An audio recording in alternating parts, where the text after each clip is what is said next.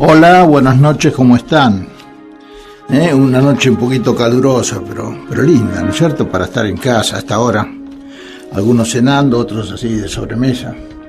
Y bueno, acá estamos, retomando la charla, retomando esta cosa de hablar de la vida, ¿no es cierto? De que hablamos, digamos, de cosas que a veces no se hablan, pero que tienen que ver con lo cotidiano, con lo de todos los días, con nuestros sueños, con nuestras alegrías, con nuestros disgustos, con todas esas cosas.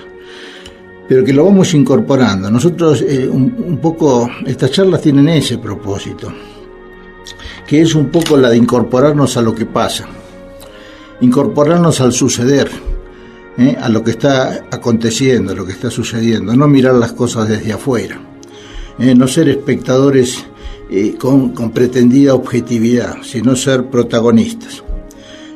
Meternos en las cosas, circularlas, involucrarnos, o sea, tomar la vida con ese sentido, viviéndola, digamos. No describiéndola, explicándola, dándole conceptos teóricos ni nada por el estilo, porque todo no se puede llevar a palabras y sobre todo a definiciones, cosas que no son lógicas, que no son racionales, que tienen la característica de lo imprevisible.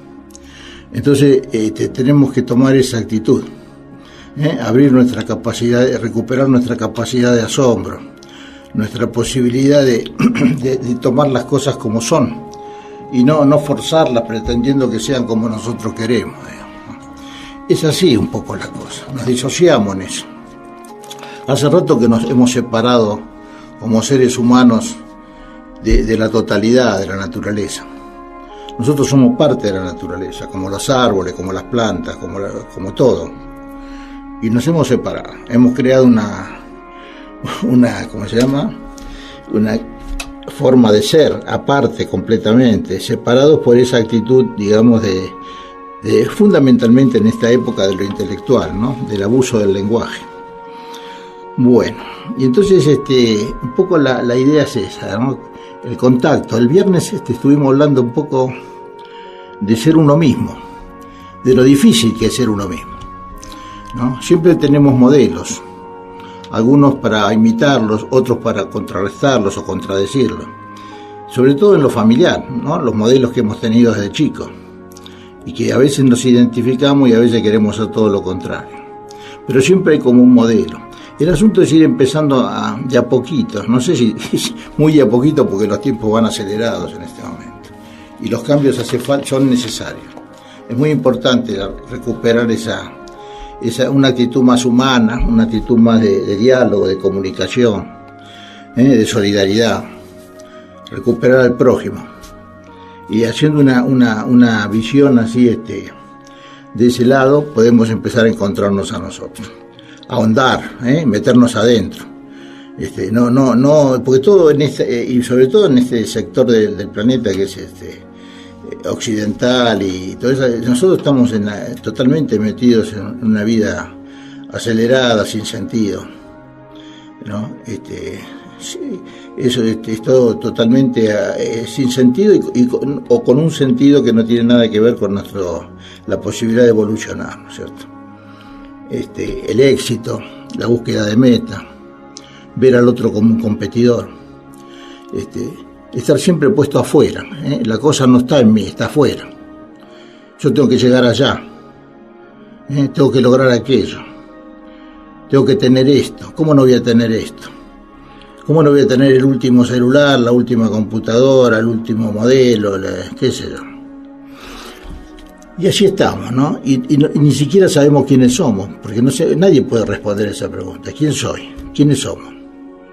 ¿Qué es esto que estamos viviendo? ¿Qué es no sabemos qué es tampoco lo que estamos viviendo? ¿De dónde venimos? ¿A dónde vamos? Las preguntas básicas de la filosofía esencial no se contestan todavía, no se pueden contestar. Y cada vez menos, porque ahora buscar un filósofo hay que buscarlo con lupa. En cambio, en otras épocas abundaban, ¿no? Pero bueno, entonces la idea era un poco como el viernes habíamos empezado a charlar un poco con el tema de encontrarse uno mismo, ¿no? De ser uno mismo. Y eso tiene que ver con la autenticidad. tiene que ver con la verdad, tiene que ver con la coherencia. O sea, yo soy en la medida, ¿no es cierto?, en que lo que digo, lo que hago, lo que siento, lo que pienso, es una sola cosa. Porque si no, termino diciendo lo que no siento, siento lo que no pienso, pienso lo que no hago, hago lo que no digo, y estamos así. Toda esa disociación permanente, ¿no?, es lo que nos va llevando por este camino. Así que bueno, un segundito, un poquito de agua. No, porque venía con la boca reseca y entonces necesitaba un poquito esto. Les decía que me parece interesante retomar, no en forma de curso, ni de continuidad, ni nada por el estilo, sino porque estaba pensando la vez pasada.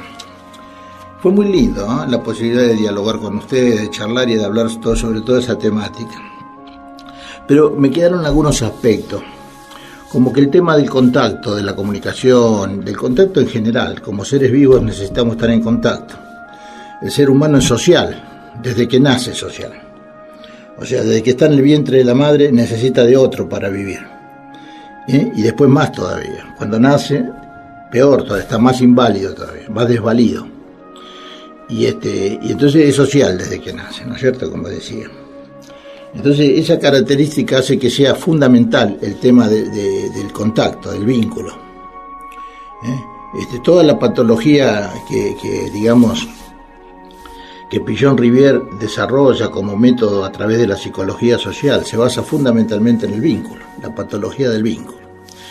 Y eso lo tenemos desde chico. Y es un absurdo todavía que en la psicoterapia se trabaje todavía individualmente, como si fuera el individuo un ente aislado, que no tiene relación con nadie. Es un obsesivo, un bipolar, un qué sé yo, esquizofrénico, pero es un ente aislado. Y se deja de lado, no se puede concebir un enfoque que no tenga en cuenta lo otro. ¿Cómo puede ser que no hay referencia? Supongamos cualquier persona, el terapeuta tiene que tener un contacto con lo vincular, en las relaciones que sean, ya sea de pareja, familiares. Eso se ha dejado de lado. Lo que pasa es que se alejó mucho la terapia clásica, uno dice clásica y dice tradicional, y en realidad la psicología en la Argentina empezó en el año 53, 54, así que si sacamos la cuenta tiene 46 y 12, 58 años tiene. Cualquiera de nosotros es mayor que la carrera de psicología. Y sin embargo, a pesar de eso, son los que manejan todavía en este momento toda la terapia. Yo a veces me llaman por teléfono y me dicen, doctor, ¿cómo usted hace terapia? ¿Usted es psicólogo? Le digo, no, gracias a Dios, no. Me dice, bueno, pero, ¿y cómo es que si usted es médico, cómo va a hacer terapia? ¿Y quiénes lo formamos a los psicólogos? Salieron solos, brotaron así. No. Todos los que coordinaron, los que se hicieron la carrera de psicología, los profesores, todos fueron médicos. Y después se fue armando la disciplina. Pero bueno, tenemos que tener en cuenta eso, ¿no es cierto? Tenemos que tener en cuenta que es insuficiente un enfoque que no vea a la persona como ser vivo, no tanto como entidad nosográfica o patología que hay que cambiar, que hay que medicar o que hay que hacer. Entonces, claro, la pregunta que se me hace es porque está como sobreentendido que la terapia la hacen los psicólogos y que nosotros, los médicos, estamos para medicar o para ver el cuerpo. Y eso es una visión totalmente limitada, pero que viene ya desde la misma facultad, desde las limitaciones de la carrera. Estamos tratando con el prójimo, estamos tratando con el alma humana. ¿Cómo no vamos a saber o no nos van a plantear en la facultad qué es una persona, qué es un ser humano? Eso es un absurdo total. Siempre lo repetimos, siempre lo traigo. Pero no se nota que haya una mínima voz que diga, bueno, hagamos una cosa en serio. Revisemos toda la posibilidad de cómo es la formación de profesionales. Que es solamente terminar con las materias y listo. Entonces todo eso tenemos que revisar, es muy importante. Volviendo a lo que decíamos hace un rato, este tipo de enfoque que se apoyaba en uno de los distintos enfoques que tienen las terapias, pero que este era de la terapia gestáltica, que tiene en cuenta más un terapeuta más activo, que se involucra más con el paciente, que lo ve, como dijimos antes, como un prójimo, es una situación, una relación simétrica. Y entonces de ahí surgen elementos que hablan fundamentalmente de lo que decíamos recién, de tomar la vida con protagonismo, con ganas, volver a sentir el deseo en la vida, sentir otra vez ciertas pasiones y reconocer que somos muy falibles, que tenemos dificultades, y así, eso es el tema. Y entonces, y no es cuestión de borrar las dificultades, no es que tiene que borrarse todo. Hay casualmente, en todo este tiempo he leído, o ustedes también, ¿no?, muchas propagandas o gente que escribe, que dice a favor de lo positivo, que hay que pensar en positivo, que hay que tener una actitud, digamos, de éxito. Y entonces, claro, cuando uno tiene un dolor, una angustia, una queja, un sufrimiento, y hay que tratar de desecharlos. Eso hay que tratar de desecharlo, porque eso no sirve, nos deja en una situación donde no podemos salir adelante, ¿no? Entonces, todo eso que no hay que, cuando aparece hay que escapar, hay que buscar un método que lo niegue y colocarnos en el camino del éxito, ¿no? Hay que alejar eso, porque contagia negatividad y hace que el optimismo y todo eso no tenga posibilidad de aparecer o de ser. El dolor y la tristeza, queridos amigos, son los maestros, es al revés. Ellos nos acercan a aceptar un fin que es también principio. O sea, es la posibilidad de aprender desde ahí. Y entonces, ¿y qué estamos viviendo? Todo lo contrario, un mundo acelerado, de negadores, de gente negadora, ¿no? La negación de la muerte en nuestra cultura, ¿cómo es? Una cultura que niega la muerte, ¿no? Que directamente trata de vivir intensamente todo, porque bueno, en cualquier momento puede pasar, y entonces está negado eso, ¿no? Se vive con exaltación para tapar todo eso. Y bueno, o si no, por el miedo también, ¿no? Entonces ese es el tema que estamos viendo ahora. Decía que en la audición del viernes, hablando del contacto, hablamos no solo de la importancia de estar en contacto, de no estar aislado, sino también de las formas de contactarse. Esto es muy importante, porque hemos visto que hay, o lo que hablábamos también, de diferentes formas de contacto, donde parece que estamos en contacto, pero en realidad no lo estamos, o lo estamos de una manera muy superficial, prácticamente negándolo. Y entonces estuvimos viendo algunas de esas cosas. Y esas cosas, digamos que esas actitudes, esas maneras de contactarse, que lo que hacen es eludir la responsabilidad de involucrarse, enfrían la relación, la anulan, le quitan vida, la desvitalizan, ¿no? La deflexión, por ejemplo, que hablamos, que se le quita calor al diálogo, la persona hace una maniobra que hace que el contacto directo se enfríe. ¿Y cómo lo hace? Y hablando, dando vueltas con el lenguaje, a veces hablando mucho y no dejando hablar al otro, evitando mirar a la persona que habla, hablando en el aire, en vez de especificar, yéndose por las ramas, ejemplos que no vienen al caso.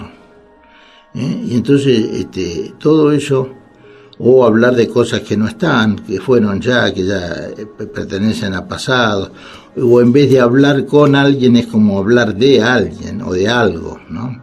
Y entonces todo eso no pasa nada, destiñe la vida, no tiene repercusión, no tiene acción. Es lo que el viernes decíamos cuando hablábamos de la persona que habla mirando en lugar de mirar a los ojos, mirando para otro lado. Pero esto se aplica a todo, no solamente a las personas, las relaciones a veces entre las naciones, cómo se sortea, por ejemplo, el tema de la diplomacia, cómo se trabaja eso. Tiene su aspecto por ahí positivo, en el sentido de que a veces es necesario en algún punto no llegar digamos, a una manifestación muy violenta o muy frontal para evitar males mayores. Pero la mayoría de las veces hacemos deflexión, o sea, esquivamos la cosa. Es muy, muy difícil. Por ejemplo, hay situaciones que son casi cotidianas, cuando los padres le tienen que explicar temas ligados a la sexualidad. Es muy difícil no hacer deflexión. Hay que hablar digamos, con mucho tacto y utilizando una buena cintura, ¿no? Porque a veces, sobre todo cuando los chicos son chicos, no es fácil el asunto. Pero bueno, ahora ya no es tan así, ¿no? Bueno, esto sería, por ejemplo, con el tema de la deflexión. Entonces, ¿qué hace la persona? Sus sentimientos no enfrenta las cosas. Entonces se va perdiendo, digamos. Son personas que, por ejemplo, dice, ¿cómo? No se enoja nunca, o digamos, aparentemente dice una cosa, pero después en los hechos no es así, ¿no? Y bueno, entonces muchas veces es importante tener en cuenta eso. Hay personas que tienen esa característica y bueno, y en la terapia entonces aparecen, por ejemplo, estas situaciones y uno las muestra, ¿no? Digamos, si lo está mirando, el tono de voz que utiliza, la actitud que tiene cuando está sentado o hablando. Y entonces eso es muy importante señalarlo para que la persona, cuando dice algo, lo diga sintiéndolo y en una actitud mucho más de frente y honesta, de mayor compromiso, digamos. Bueno, esto sería por un lado una de las cosas que hemos visto, ¿no? Que pasan habitualmente y que tienen que ver con eso que decíamos recién, una especie de actitud de eludir, de no comprometerse, como decíamos recién. Bueno, y después hay otras también que aparecen también como situaciones que tienen esa dificultad, ¿no es cierto? La confluencia. Por ejemplo, la confluencia es cuando la persona no tiene una actitud independiente, ¿no? La actitud que tiene en la confluencia, por ejemplo, la persona no se siente como ligado al otro, ¿no? No se diferencian a veces, se da mucho en las parejas eso. Uno toma una actitud de abandonar lo que siente, no dice lo que siente, lo que le gusta. En general le pregunta primero al otro, ¿qué te parece? ¿Te gusta esto? ¿Te gusta aquello? Y no dice lo que realmente siente, ¿no? Y entonces la persona se termina aislando, porque entonces tiene miedo de hablar de lo que él quiere, de lo que le gusta. Y en general eso lo va separando de las cosas. Por ejemplo, sentimientos como la rabia, el enojo, distintos tipos, sobre todo esos tipos de sentimientos que son violentos, es como que los desoye, ¿no? Y digamos, y si en la terapia el terapeuta trata de volverlo más independiente, de que sea autónomo, de que diga lo que siente, y que se empiece a diferenciar, que él tiene derecho a hacer lo que tiene ganas y lo que quiere, puede alejarse, prefiere a veces el aislamiento o terminar la relación, lo que sea, antes de asumir esa situación, ¿no? Tiene muy baja todo el concepto, por supuesto, de autoestima, de libertad, etc., ¿no?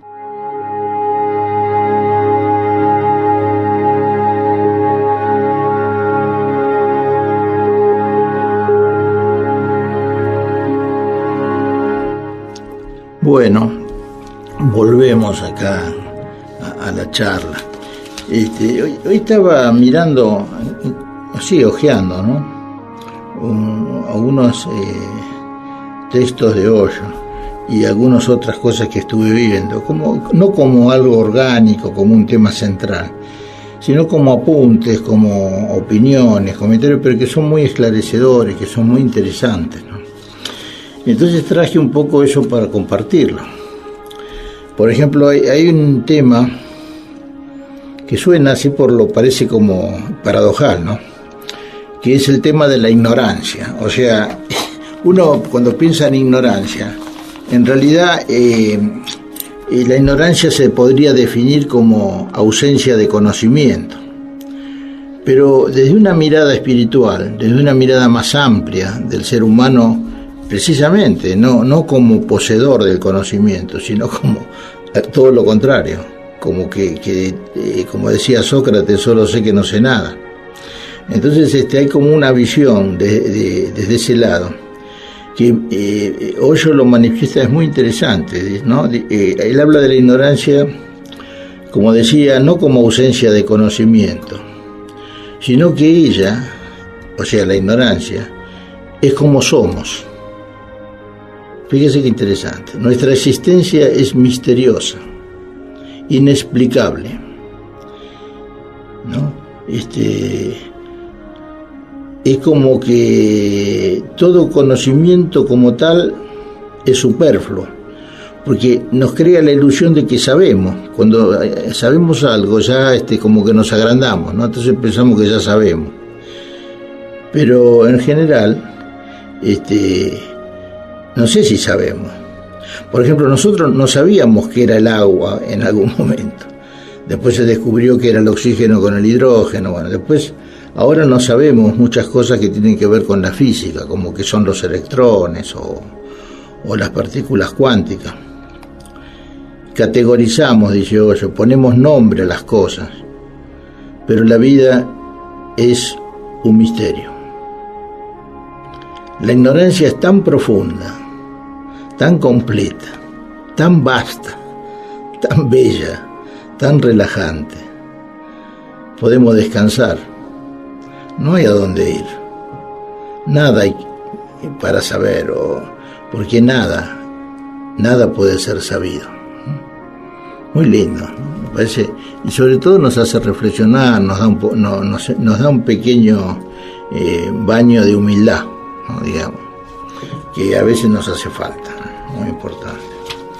Bueno, después hace comentarios también sobre otro aspecto, que es la espontaneidad, el decir lo que sentimos y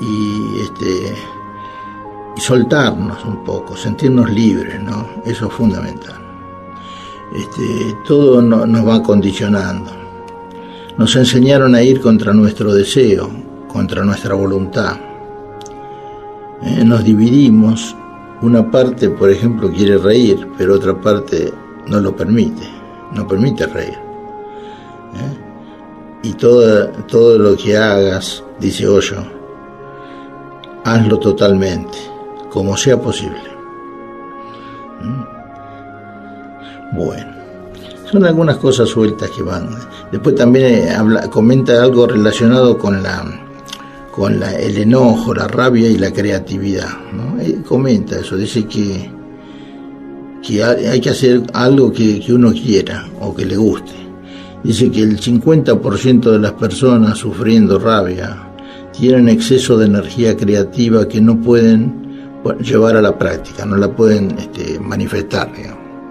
Y es muy importante eso. Bueno, acá también tiene que ver esto con lo espontáneo, ¿no? Siempre que usted percibe a la sociedad en conflicto con usted mismo, con su naturaleza, escoja su naturaleza, no importa el costo. Así usted nunca será un perdedor. Bueno. Después otro consejo muy lindo que dice: abandone sus ideas fijas. Esa persona que dice, no, porque las cosas son así y yo siempre voy a ser así y hasta que me muera. Y entonces, no, querido, hay que danzar, hay que moverse en la danza cósmica, No se está siempre en la misma baldosa, en el mismo lugar. Entonces abandone sus ideas fijas y sentirá un caos. Claro que va a sentir un caos, porque todo lo conocido se va a ir. Entonces el miedo siempre es a lo nuevo, a lo desconocido, al caos.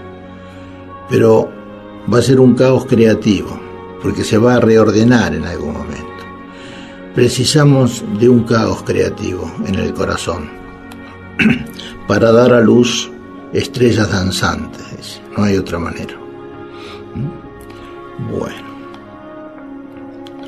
todo donde uno está es siempre el comienzo, es el inicio, siempre. Y cada vez que decimos que fracasamos, dice Jodorowsky, es un cambio de rumbo nada más, es un cambio de camino. Lo que pensamos fracaso es un cambio de rumbo, es otro camino. Es por eso que la vida es tan bella, tan joven, tan virgen, ¿no? Es el inicio. Bueno, estamos en esa cosa. También estaba viendo un comentario, bueno, esto tiene que ver con lo que decíamos antes, de la vida cuando no entra uno en deflexión o en confluencia, ¿no? O sea, cuando no se confunde con el otro, cuando no tiene miedo de hacer lo que quiere, lo que le gusta, sino que siempre pregunta, ¿y te parece bien? ¿Lo hago? ¿No lo hago? Y al final termina haciendo lo que quiere el otro. Entonces, o la otra, ¿no? De contestar ni no ni sí. Entonces, eso hay mucha gente que se refugia en esa situación. Entonces, encontré también un comentario de una película donde el protagonista está en un pueblo, ¿no? En el medio de un bosque, donde todo se desarrolla, todo está bien, todo no hay problema, todo es normal. La gente no discute, todo es hermoso, los lugares, las casas, las personas, y todo se desarrolla siempre igual, todos los días y todas las cosas, y hay como una tradición que hace que sea el sello de esa normalidad, de ese estado fijo, estático y sereno y tranquilo, ¿no? Y entonces el tema es no cambiar.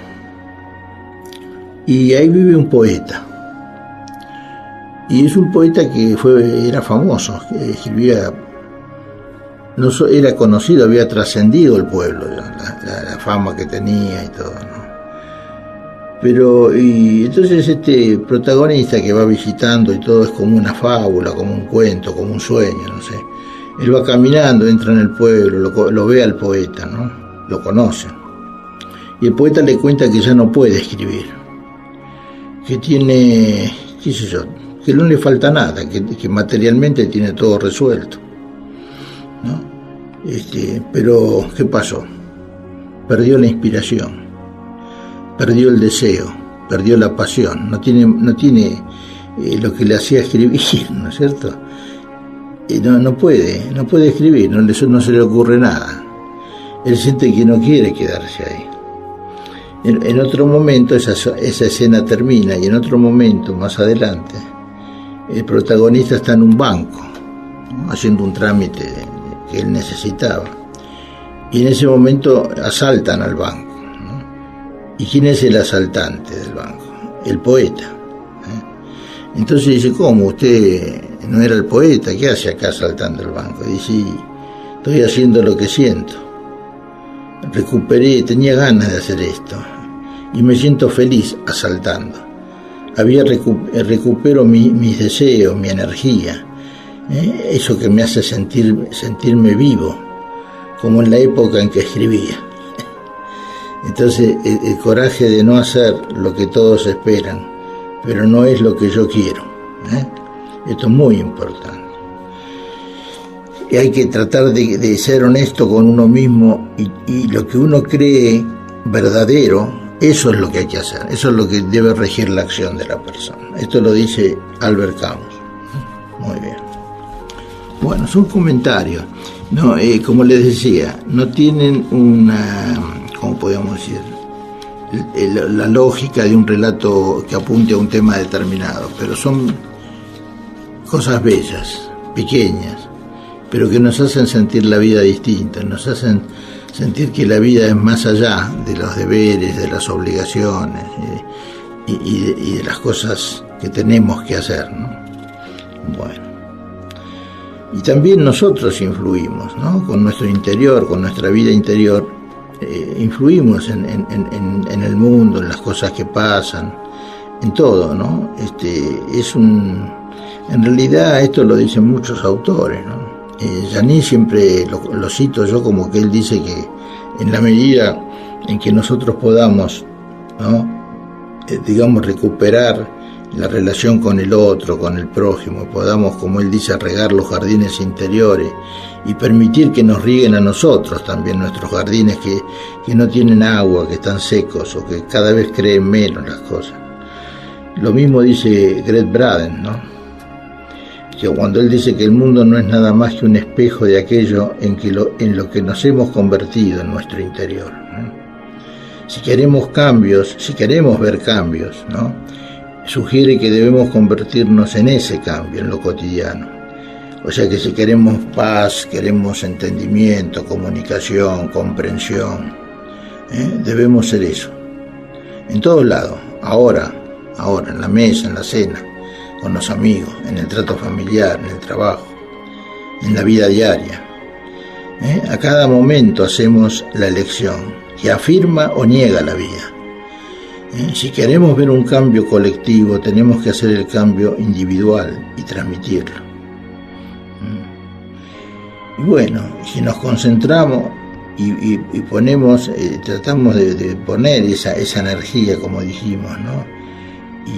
Y hay que vivir y aprovechar las oportunidades para honrar la vida y nuestras relaciones. Siendo honestos, considerados, cariñosos, compasivos cada día. Estaremos preparándonos para lo que pueda suceder. No hay otro mecanismo. Yo creo que esto es muy importante. Bueno, seguimos un poquito. Hoy estaba pensando también en la temática que tiene que ver con esto, ¿no? Todo se va uniendo, ¿no? El tema del contacto, el tema de poder generar una energía distinta, ¿no? Lo venimos hablando. A veces hay momentos en que es tanta la incomunicación, ¿no? Es tanto el vacío interior, es tanto el egoísmo, el materialismo, la violencia y todo, que a veces uno puede sentir eso, ¿no? Que es mucho lo que habría que hacer o lo que hay que hacer, pero empecemos, hagamos lo que podamos, pero tratemos de transformar esos momentos, ¿no es cierto? Ver a los otros como decíamos recién, realmente que somos uno, la continuación del otro, estamos unidos, integrados, ¿no? Y tenemos que hacerlo. Bueno, estamos en un momento en donde vamos a poner a conectarnos entonces ahora con la poesía, ¿no? Que siempre es nuestro redondeo, ¿no? Cuando estamos casi acercándonos al final del programa o terminando el mismo, es como que nos ponemos en contacto con la belleza, con la sensibilidad, con esa sintonía fina, ¿no es cierto?, de la poesía. Y sobre todo esa capacidad de transmitir, ¿no?, en síntesis, en pocas palabras, ¿no?, la verdad, las cosas que se revelan, digamos, que están ocultas pero que las hacemos visibles, ¿no?, de alguna manera. Bueno, y elegía uno ahora al principio para leerles, para comentarles, que se llama Ignoto, o sea, que no es conocido, que es lo blanco de la página, es el pentagrama sin notas, es el cuadro sin pintar, digamos, ¿no? Es lo que todavía no apareció, digamos, pero va a surgir. Ignoto. Tomo al escribir un atajo impensado, una vertiente súbita que el azar me ofrece, un íntimo cosquilleo de aventura me recorre al profanar la hoja. Disfruto de esta incierta posibilidad, de múltiples formas ignotas pero ya presentes. No cedo a la elección, percibo el movimiento de la inacción, la vertiginosidad del instante, la inefable presencia de lo ausente. La presencia de lo ausente es como soñar, ¿no? Como la gente que tiene un ideal, algo que siente que va a ser, que lo siente, lo percibe, tiene hasta la seguridad de que va a ser, pero todavía no, se está gestando, digamos, una cosa así. Enumerando. Obviamente, es como ir sumando sensaciones, cosas pequeñas, ¿no? Las vamos enumerando. El permanente milagro cotidiano, la belleza de lo posible, el equilibrio de lo obvio, el asombro de descubrir, la sencillez de comprender, los diferentes matices de un mismo fenómeno, la multitud del silencio, las infinitas conjunciones de un lugar, los diferentes rostros de un mismo lenguaje. Sigamos. Bueno. Intención. Dejo caer mis hábitos, mis repetidos gestos. Mis poros respiran una natural intencionalidad de búsqueda. La desnudez que alcanzo es ya un mérito, pero guardo sin embargo una señal, una sutil vibración inédita, un anticipatorio viento de deseo que me arrastre sin atenuantes hacia una forma imprevisible de belleza. Este es uno que también, un poema que encontré, que es interesante porque habla, estoy en un lugar determinado, y como dice el poema en un momento, anticipándome a lo que va a ocurrir, empiezo a escribir lo que voy sintiendo. Es un viaje que iba a ser en ese momento a Chile, a una población andina del norte de Chile, donde iba a hacer unos talleres, unas reuniones y unas consultas. Y entonces se llama Rumbo a Valle, que era el lugar donde iba a ir. Y dicen, fluyen mis sentimientos anticipándose al encuentro. Voy enmarcando mis días próximos con la sensación del viaje, del lejano destino. Me dejo sumergir en la atmósfera imprevisible que precede a los hechos y voy encontrando una coherencia, una íntima unidad entre mis pasos, mis pensamientos y mis acciones. Mientras almuerzo en un restaurante de Buenos Aires, transito y hasta huelo el futuro paisaje, los soleados caminos, los rostros, las miradas de seres que muy pronto vibrarán conmigo. Es muy interesante cómo acá desaparece la sensación de tiempo y de espacio y todo se da al mismo tiempo, en el momento de la creación, ¿no? En ese momento. Bueno, me queda uno más y después vamos a ver un comentario. Este se llama Ahora. Esto de que ponga una palabra como título, esto es una cosa que se me había ocurrido en la época que escribía más o menos seguido todos estos temas. Y entonces se me había puesto la idea de siempre poner una sola palabra como título, ¿no? ¿Y qué tiene que ver ahora? ¿Por qué? Porque era una situación que se repetía en el afuera, obviamente, ¿no? Era una escena que yo había protagonizado de chico, seguramente, que era la salida de los chicos del colegio a la tarde, cuando terminaba el turno de la tarde. Y entonces yo estaba justo en un bar, cerca de ese colegio donde yo había ido de chico. Y justo presencié esa escena, donde salían con las madres que los venían a buscar. Y entonces escribí esto. Ahora será. Esta escena, infinitamente repetida, ¿es acaso el ahora? ¿Qué leve matiz singulariza este instante quizá haya sucedido? ¿Soy yo el que estoy siendo? ¿O el que hace y deshace sin haberlo previsto similares proyectos, repetidos destinos? ¿Será mi forma actual la consolidación en el tiempo de sucesivos momentos iguales? ¿Hubo algún gesto precursor, algún comienzo vivido y olvidado, ¿Qué hecho o sentimiento detiene lo incesante, coagulando la forma, generando el presente? ¿Es lo nuevo lo viejo? ¿Es lo externo lo interno?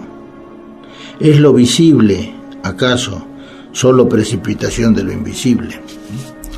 Bueno, los dejo con este puñadito de poemas, y bueno, por lo menos para que la noche sea un poco mejor. Bueno, un abrazo.